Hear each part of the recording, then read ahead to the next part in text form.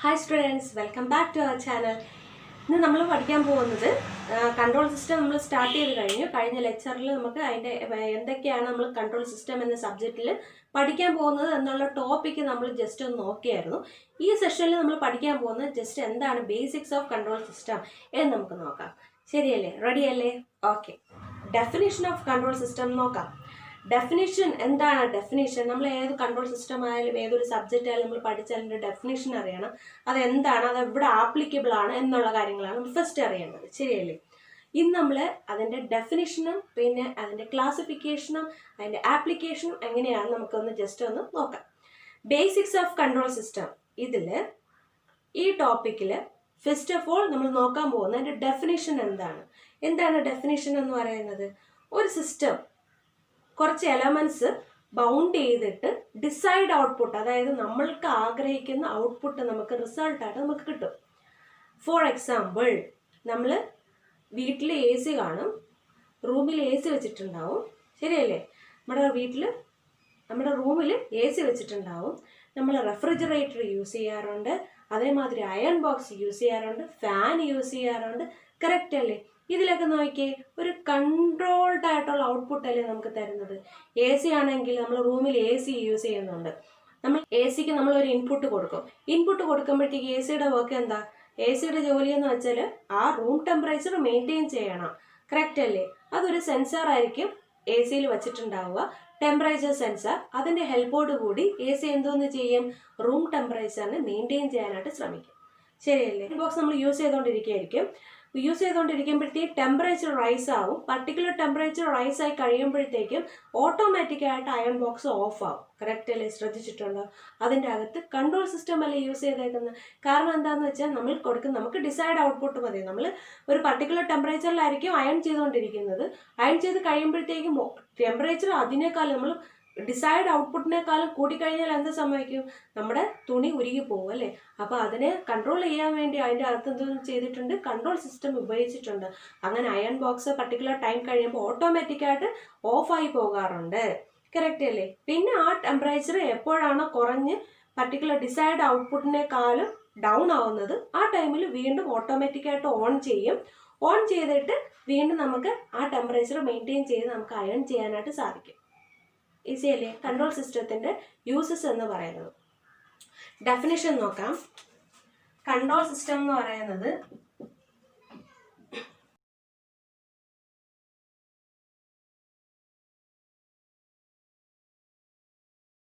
okay, the system whose elements are bounded to give a desired output is called control system. Control സിസ്റ്റത്തിന് രണ്ട് classification ഉണ്ട്. Open loop control system, close loop system. അങ്ങനെ രണ്ട് classification ഉണ്ട്. എന്തൊക്കെയാണ് control സിസ്റ്റത്തിന്റെ classification? Open loop system, close loop system.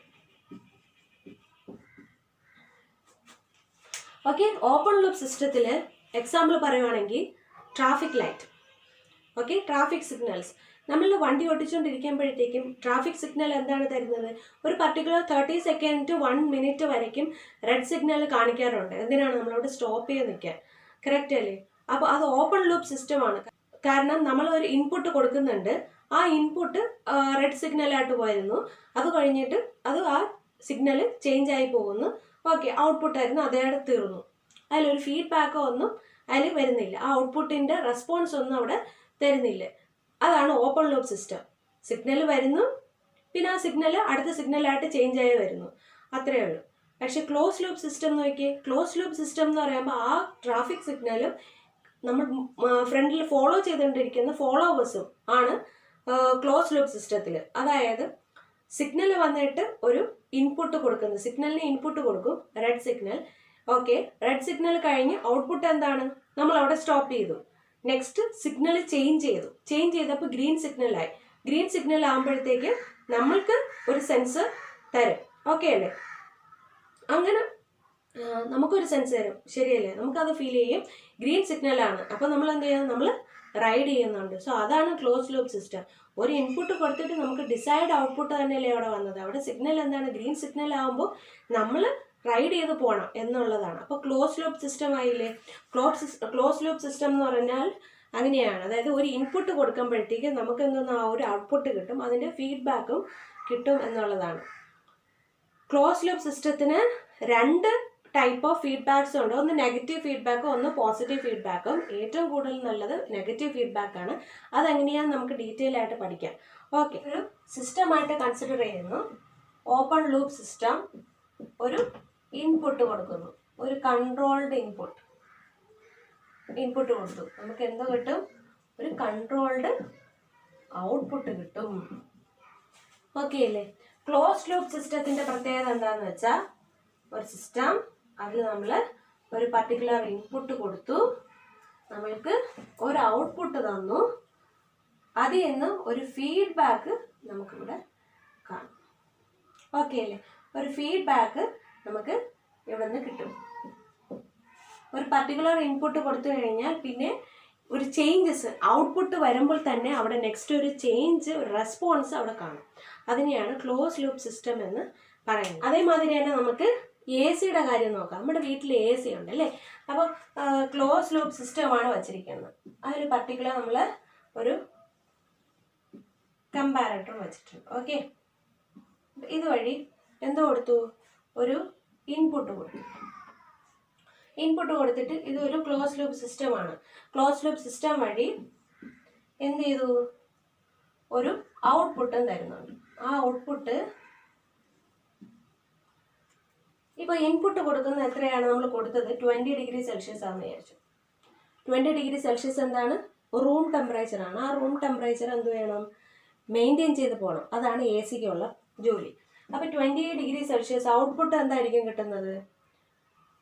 Output control system വഴി കുറച്ച് കഴിയുമ്പോഴത്തേക്കും 20 ഡിഗ്രി സെൽഷ്യസ് എന്തായിട്ട് നമുക്ക് കിട്ടിയത്? ഔട്ട്പുട്ട് 25 ഡിഗ്രി സെൽഷ്യസ് ആയിട്ട് കിട്ടിയെന്ന് വിചാരിച്ചു. 20 ഡിഗ്രി സെൽഷ്യസ് ആണ് നമ്മൾ കൊടുത്ത ടെമ്പറേച്ചർ. കുറച്ച് കഴിഞ്ഞപ്പോഴത്തേക്ക് ആ ടെമ്പറേച്ചർ എന്തായി? 25 ഡിഗ്രി സെൽഷ്യസ് ആയി. അപ്പോൾ നമ്മൾ എന്ത് ചെയ്യണം? അയ്യോ 25 ഡിഗ്രി സെൽഷ്യസ് ആയി, നമ്മൾ എന്തെന്ന് ചെയ്യണം? 20 ഡിഗ്രി സെൽഷ്യസ് ആയിട്ട് കുറയ്ക്കണം. ശരിയല്ലേ? അപ്പോൾ AC-ക്ക് എങ്ങനെ അറിയാം അത് കുറയ്ക്കണം എന്നുള്ളത്? കുറയ്ക്കണം എന്നുള്ളതിന് വേണ്ടി ഒരു സെൻസാറാണ് അതിൽ കൊടുത്തിരിക്കുന്നത്. എന്തിൻ്റെ സെൻസാറാണ് AC-യിൽ കൊടുത്തിരിക്കുന്നത്? ടെമ്പറേച്ചർ സെൻസാറാണ് കൊടുത്തിരിക്കുന്നത്. അപ്പോൾ ടെമ്പറേച്ചർ സെൻസാർ നോക്കി പെട്ടെന്ന് 20 ഡിഗ്രി സെൽഷ്യസിൽ നിന്ന് 25 ഡിഗ്രി സെൽഷ്യസ് ആയി. അയ്യോ, അപ്പോൾ പെട്ടെന്ന് തന്നെ 20 ഡിഗ്രി സെൽഷ്യസ് നമ്മൾ മെയിൻറ്റെയിൻ ചെയ്തേ പറ്റുള്ളൂ. അപ്പോൾ എന്താണ്? -5 ഡിഗ്രി സെൽഷ്യസ് നമ്മൾ കൊടുത്തേ പറ്റത്തുള്ളൂ. എങ്കിൽ മാത്രമല്ലേ അത് എന്ത് പറ്റത്തുള്ളൂ? പെട്ടെന്ന് ആ സിസ്റ്റത്തിന് റെഡ്യൂസ് ചെയ്ത് 20 ഡിഗ്രി സെൽഷ്യസ് മെയിൻറ്റെയിൻ ചെയ്യാൻ പറ്റത്തുള്ളൂ. അതാണ് ഇവിടെ നടക്കുന്നത്. ഇപ്പോൾ നമുക്ക് കിട്ടിയ ഔട്ട്പുട്ട് 20 ഡിഗ്രി സെൽഷ്യസ് ആണ് കൊടുത്തതെങ്കിലും കുറച്ച് നേരം കഴിഞ്ഞപ്പോഴത്തേക്ക് 18 ഡിഗ്രി സെൽഷ്യസ് ആണ് ഔട്ട്പുട്ടായിട്ട് കിട്ടിയത്. 18 ഡിഗ്രി സെൽഷ്യസ് 18 ഡിഗ്രി സെൽഷ്യസ് കഴിഞ്ഞപ്പോഴത്തേക്കും അയ്യോ സെൻസാറിൽ നോക്കിയപ്പോഴത്തേക്കും 20 ഡിഗ്രി സെൽഷ്യസ് ആണ് നമ്മൾ റൂം ടെമ്പറേച്ചർ മെയിൻറ്റെയിൻ ചെയ്യേണ്ടത്. 18 ഡിഗ്രി സെൽഷ്യസ് ആയിട്ട് വീണ്ടും കുറഞ്ഞേക്കുന്നു. സോ നമ്മൾ എന്തെന്ന് ചെയ്യണം? റൈസ് ചെയ്യണം. ശരിയല്ലേ? 2 ഡിഗ്രി സെൽഷ്യസ് നമ്മളൊന്ന് കൂട്ടണം. അപ്പോൾ സെൻസർ എന്ത് ചെയ്യും? ഈ കൺട്രോൾ സിസ്റ്റത്തിന് ഒന്ന് പറഞ്ഞു കൊടുക്കും, അയ്യോ അവിടെ എറർ സംഭവിച്ചിട്ടുണ്ട്, 2 ഡിഗ്രി സെൽഷ്യസും കൂടെ അവിടെ കൂട്ടണം എന്നുള്ളത്. അങ്ങനെ 2 ഡിഗ്രി സെൽഷ്യസ് കൂട്ടും. അങ്ങനെയാണ് കൺട്രോൾ സിസ്റ്റത്തിൻ്റെ close loop control system, open loop control സിസ്റ്റത്തിൻ്റെയൊക്കെ ഫംഗ്ഷൻ എന്ന് പറയുന്നത്. ഒരു എക്സാമ്പിളും കൂടെ നോക്കാം. കൺട്രോൾ സിസ്റ്റത്തിൽ close loop control system, open loop control system നമ്മൾ പഠിച്ചായിരുന്നു. അതായത് ഒരു ഇൻപുട്ട് കൊടുക്കുമ്പോഴത്തേക്ക് അതിൻ്റെതായ ഔട്ട്പുട്ട് നമുക്ക് ഡിസൈഡ് ഔട്ട്പുട്ട് നമുക്ക് തരും. അത്രയേ ഉള്ളൂ. വേറെ റെസ്പോൺസും കാര്യങ്ങളും ഒന്നും ഓപ്പൺ ലൂപ്പ് സിസ്റ്റത്തിൽ തരില്ല.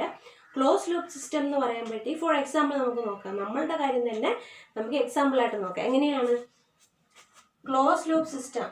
അതായത് ഒരു കമ്പാരറ്റർ വെച്ചു, ഇവിടെ ഒരു കൺട്രോളർ കൊടുത്തു, ഇവിടെ ഒരു ആക്ച്വേറ്റർ വെച്ചു, ഇവിടെ നമുക്ക് അവിടെ ഔട്ട്പുട്ട്, പിന്നെ ഇവിടെ നിന്ന് ഒരു സെൻസാർ വെച്ചിട്ടുണ്ടാവും സെൻസ് ചെയ്യാൻ ഇൻപുട്ട്. നോക്കിയേ, ഇവിടെ നമുക്ക് ഇൻപുട്ട്, ഔട്ട്പുട്ട്, സെൻസാർ, കൺട്രോളർ, ആക്ച്വേറ്റർ എല്ലാം ഉണ്ട്. നമ്മൾ വെഹിക്കിളിൻ്റെ കാര്യമാണ് നോക്കാൻ പോകുന്നത്. വെഹിക്കിളിൻ്റെ കാര്യം എങ്ങനെയാണ്? സിഗ്നൽ കാണിക്കുന്ന ട്രാഫിക് സിഗ്നൽ കാണിക്കുന്നുണ്ട്. ട്രാഫിക് സിഗ്നൽ ഓപ്പൺ ലൂപ്പ് സിസ്റ്റത്തിൽ നമ്മൾ പഠിച്ചായിരുന്നു. അതായത് ഇപ്പോൾ ഗ്രീൻ സിഗ്നലാണ് കൊടുക്കുന്നതെങ്കിൽ ഔട്ട്പുട്ട് ഇപ്പോൾ 30 സെക്കൻഡ് അല്ലെങ്കിൽ 30 സെക്കൻഡ് മുതൽ 1 മിനിറ്റ് വരയ്ക്കും നമ്മൾ മെയിൻറ്റെയിൻ ചെയ്ത് വെച്ചിട്ടുണ്ട്. ആ ഒരു പർട്ടിക്കുലർ ടൈം കഴിയുമ്പോഴത്തേക്ക് നെക്സ്റ്റ് എന്താണോ കളർ വന്നിരിക്കുന്നത് അത് ട്രാൻസ്ഫർ ഫംഗ്ഷൻ യൂസ് ചെയ്ത് അല്ലെങ്കിൽ സിസ്റ്റം വഴി ഔട്ട്പുട്ട് കാണിക്കണം. അങ്ങനെയാണ് 30 സെക്കൻഡ് അല്ലെങ്കിൽ 1 മിനിറ്റ് അവിടെ സെറ്റ് ചെയ്തിട്ടുണ്ടാവും, ടൈമർ വെച്ചിട്ടുണ്ടാവും. അത് കഴിയുമ്പോഴത്തേക്ക് അടുത്ത സിഗ്നൽ നമ്മൾ കാണിച്ചുകൊണ്ടിരിക്കും. അത്രയേ ഉള്ളൂ. റെസ്പോൺസ് കാണിക്കുന്നപ്പോഴാണ് ഗ്രീൻ സിഗ്നൽ അല്ലെങ്കിൽ റെഡ് സിഗ്നൽ ആണ് കാണിക്കുന്നതെങ്കിൽ റെസ്പോൺസ് നമ്മളുടെയാണ്. അപ്പോൾ നമ്മൾ ഐ ആണ്, നമ്മളാണ് സെൻസർ. അപ്പോൾ നമ്മുടെ ഐ ആണ് അവിടെ സെൻസറായിട്ട് ആക്ട് ചെയ്യുന്നത്. അപ്പോൾ കാണുമ്പോഴത്തേക്കും ശരി, അയ്യോ റെഡ് കാണിച്ചു, അപ്പോൾ വണ്ടി അവിടെ സ്റ്റോപ്പ് ചെയ്തു. കണ്ണിൽ അത് സെൻസ് ചെയ്ത ബ്രെയിനിന്, അതായത് മൈൻഡിന് വന്നിട്ട് അത് റീഡ് ചെയ്തു. ബ്രെയിൻ വന്നിട്ട് കൈക്ക് സിഗ്നൽ കൊടുക്കും സ്റ്റോപ്പ് ചെയ്യാനായിട്ട്. അങ്ങനെയാണ് നമ്മൾ വണ്ടി സ്റ്റോപ്പ് ചെയ്യാൻ നിർത്തും. അടുത്ത 30 സെക്കൻഡ് അല്ലെങ്കിൽ 1 മിനിറ്റ് കഴിയുമ്പോഴത്തേക്കും റെഡ് സിഗ്നൽ മാറി ഗ്രീൻ സിഗ്നൽ ആവും. ഗ്രീൻ സിഗ്നൽ ആകുമ്പോഴത്തേക്കും നമ്മുടെ ഐസാണ് സെൻസ് ചെയ്യുന്നത്. ഓക്കെ, സെൻസ് ചെയ്യുമ്പോഴത്തേക്കും പെട്ടെന്ന് സിഗ്നൽ ആർക്ക് കൊടുക്കും? മൈൻഡിന് കൊടുക്കും. മൈൻഡ് റീഡ് ചെയ്തിട്ട് മൈൻഡ് ഹാൻഡിന് വന്നിട്ട് സിഗ്നൽ കൊടുക്കും. പെട്ടെന്ന് തന്നെ ആ വണ്ടി ഒന്ന് സ്റ്റാർട്ട് ചെയ്യാൻ, നമ്മുടെ വെഹിക്കിൾ ഒന്ന് സ്റ്റാർട്ട് ചെയ്ത് പോകാനായിട്ടുള്ള സിഗ്നലാണ് അടുത്ത് കൊടുക്കുന്നത്. ഓക്കെ അല്ലേ? അതാണ് ക്ലോസ്ഡ് ലൂപ്പ് സിസ്റ്റം. നമ്മൾ എന്തെങ്കിലും ഒരു ഇൻപുട്ട് കൊടുത്തു, ഔട്ട്പുട്ട് കണ്ടതിന് ഉടനെ തന്നെ നമുക്ക് റെസ്പോൺസ് കൊടുക്കുന്നുണ്ട് അല്ലെങ്കിൽ ഫീഡ്ബാക്ക് കൊടുക്കുന്നുണ്ട്. അതാണ് ക്ലോസ്ഡ് ലൂപ്പ് സിസ്റ്റം എന്ന് പറയുന്നത്. ഫോർ എക്സാമ്പിൾ, ഇവിടെ നോക്കിക്കേ, ഒരു ഇൻപുട്ട് നമ്മൾ കൊടുക്കുന്നുണ്ട്. ഞാൻ എന്താ ചെയ്യേണ്ടത്? ഒരു 60 km/h ആണ് ഇൻപുട്ട് കൊടുക്കുന്നത്. ഔട്ട്പുട്ട് നമ്മൾ എന്താ എടുക്കുന്നത്? 60 km/h വന്നിട്ട് മെയിൻറ്റെയിൻ ചെയ്യണം. ഓക്കെ അല്ലേ? 60 km/h മെയിൻറ്റെയിൻ ചെയ്യണം. അതാണ് നമ്മൾ കോൺസ്റ്റന്റ് സ്പീഡ് നമ്മൾ മെയിൻറ്റെയിൻ ചെയ്യണം വെഹിക്കിൾ ഓടിക്കുമ്പോൾ. കറക്റ്റ് അല്ലേ? അപ്പോൾ കൺട്രോളർ എന്ന് പറയുമ്പോൾ നമ്മുടെ മൈൻഡാണ്. ആക്ച്വേറ്റർ എന്ന് പറയുമ്പോൾ നമ്മുടെ ഹാൻഡാണ്. സെൻസർ എന്ന് പറയുമ്പോഴത്തേക്ക് ഐസാണ്. കറക്റ്റ് അല്ലേ? അപ്പോൾ നമ്മുടെ മൈൻഡ് 60 km/h ആണ്. അപ്പോൾ നമ്മുടെ മൈൻഡിന് ഓക്കെ 60 km/h ഹാൻഡ് ആക്ച്വേറ്റർ ആയിട്ട് കൺസിഡർ ചെയ്യുന്നത്.